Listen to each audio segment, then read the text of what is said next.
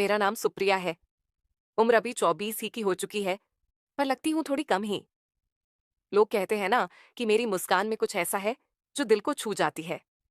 कद 5 foot 6 inch, गोरा रंग, लंबे काले बाल जो कमर तक आते हैं और जब हवा में लहराते हैं तो खुद ही शर्माने लगते हैं। फिगर, अरे छोड़ो, क्या बताऊं।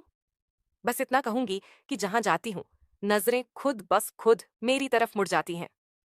कपड़े भी ऐसे ही पहनती हूँ जो शरीर से चिपके नहीं। मम्मी कहती हैं, सुप्रिया थोड़ा संभल के रहा कर, पर मैं हंस के टाल देती हूँ। दिल से मैं बहुत सीधी सादी हूँ, बस थोड़ी शरारती जरूर हूँ। हमारा घर गांव के बाहर एक पुराने से मकान में है, जहां चारों तरफ खेत हैं और शाम ढलते ही ठंडी हवा चलने लगती है। घर में मैं, मम्मी पापा और मेरा छोटा भाई। पर आजकल घर में एक और मेहमान है, रोहन। रोहन मेरा दूर का कजिन है, मामा का लड़का। शहर में इंजीनियरिंग करता है, छुट्टियां मनाने आया है हमारे यहाँ। आते ही बोला, सुप्रिया दीदी, कितने दिन बाद मिले। मैंने हंस के कहा, अब दीदी मत बोल, बस सुप्रिया। कह के बोला। वो मुस्कुराया। उसकी मुस्कान में कुछ था जो दिल को गुदगुदा गई। आंखें गहरी, कद लंबा, शरीर मजबूत, देखते ही लगता है कि जिम जाता होगा। पहले दिन तो सब सामान्य था। सुबह उठी, नहा धोकर किचन में मम्मी की मदद करने लगी। रोहन बाहर बरामदे में बैठा चाय पी रहा था। मैं चाय का कप लेकर उसके पास गई। कप देते वक्त मेरी चुन्नी थोड़ी सरक गई। मैंने जल्दी से ठीक की, पर उसकी नजर वहां चली गई थी। मैंने महसूस किया, दिल थोड़ा तेज धड़का। मैंने कुछ नहीं कहा, बस मुस्कुरा के चली गई। वो पीछे से बोला, सुप्रिया चाय बहुत अच्छी बनी है। मैंने मुड़ के देखा। वह ऐसे देख रहा था जैसे कुछ और कहना चाहता हो। शाम को सब लोग छत पर बैठे थे। गांव में बिजली आती जाती रहती है, पर आज रात चांदनी बहुत थी। मम्मी पापा नीचे सोने चले गए, भाई अपने कमरे में। मैं और रोहन छत पर ही रह गए। हवा चल रही थी, मेरे बाल उड़ रहे थे। मैंने बालों को पीछे किया तो रोहन बोला, सुप्रिया तुम्हारे बाल बहुत अच्छे हैं। मैंने हंस के कहा, बस बाल ही अच्छे हैं। वो थोड़ा शर्मा गया, फिर बोला, नहीं सब कुछ अच्छा है। बातें होने लगी। वह शहर की बातें बता रहा था, मैं गांव की। धीरे धीरे बात गहरी होती गई। वो बोला, यहाँ गांव में कितना सुकून है, शहर में तो बस भाग दौड़। मैं बोली, पर शहर में कितना मजा भी है ना। वो मेरी तरफ देख के बोला, अब यहाँ आया हूं तो मजा तो लग ही रहा है। रात काफी हो गई थी। मैं उठने लगी तो मेरी पायल बज गई। रोहन बोला, यह पायल की आवाज कितनी अच्छी लगती है। मैंने कहा, शहर में लड़कियां पायल नहीं पहनती। वो बोला, पहनती हैं, पर तुम्हारी तरह नहीं बजती। मैं हंस पड़ी। नीचे उतरते वक्त सीढ़ियां पुरानी थीं, थोड़ी अंधेरा भी। मैंने कहा, रोहन थोड़ा हाथ पकड़ लो, कहीं गिर ना जाऊं। उसने तुरंत हाथ पकड़ा। उसका हाथ गर्म था, मजबूत। मेरा दिल जोर से धड़कने लगा। हम नीचे आए, फिर उसने हाथ छोड़ा नहीं। मैंने भी नहीं छुड़ाया। थोड़ी देर खामोश खड़े रहे। फिर मैं बोली, अच्छा सोने जा रही हूं। वो बोला, गुड नाइट सुप्रिया। मैं अपने कमरे में गई, पर नींद कहाँ आ रही थी। बार बार उसका हाथ याद आ रहा था। अगली सुबह मैं जल्दी उठ गई, नहाकर तैयार हुई। आज लाल सूट पहना था जो शरीर से थोड़ा चिपकता है। रोहन बाहर बैठा अखबार पढ़ रहा था। मुझे देखते ही बोला, वाह सुप्रिया, आज तो बहुत अच्छी लग रही हो। मैंने शर्माते हुए कहा, बस ऐसे ही। नाश्ते की टेबल पर हम आमने सामने बैठे। मम्मी किचन में थी। मैंने परांठा उसके प्लेट में डाला। हमारी उंगलियां टच हो गईं। मैंने जल्दी हाथ पीछे खींचा, पर वह मुस्कुरा रहा था।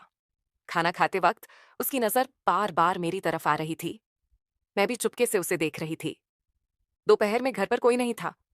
मम्मी पापा खेत पर गए थे भाई दोस्तों के साथ। मैं अपने कमरे में किताब पढ़ रही थी। रोहन आया और बोला, सुप्रिया बोर हो रहा हूं, कुछ बातें करें। मैंने कहा, आ जाओ। वो मेरे बगल में बेड पर बैठ गया। दूरी बहुत कम थी। बातें शुरू हुईं। वो मेरे कॉलेज की बातें पूछने लगा। मैं बता रही थी कि कैसे लड़के पीछे पड़ते थे।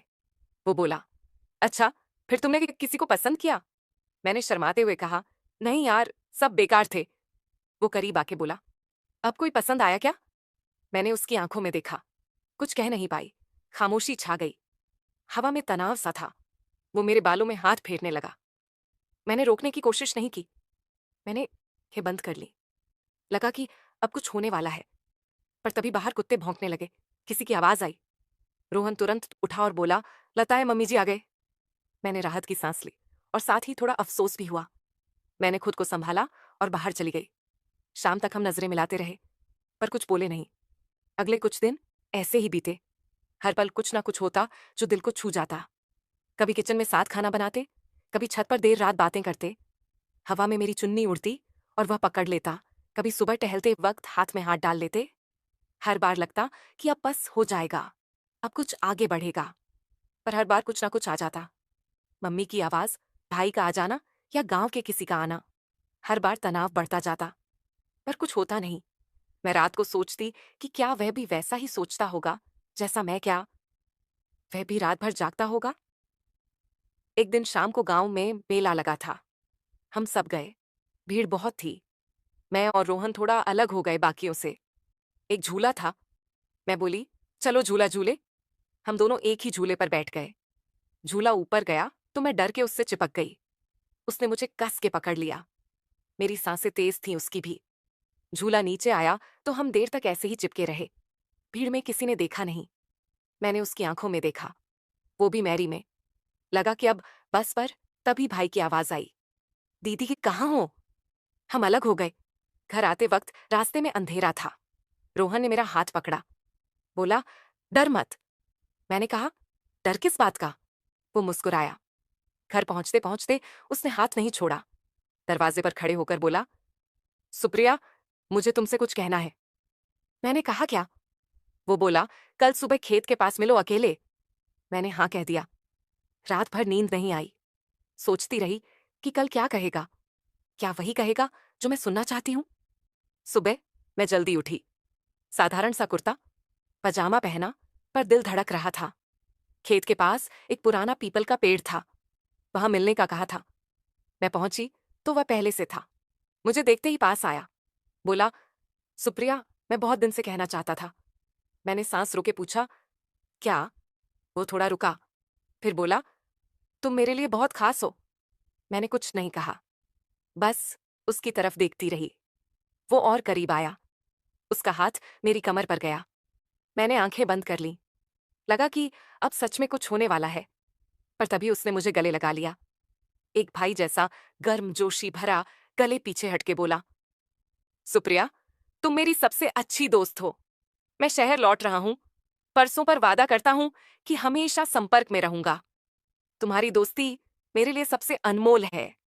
मैं चौंक गई, थोड़ी देर खामोश रही, फिर मुस्कुराई।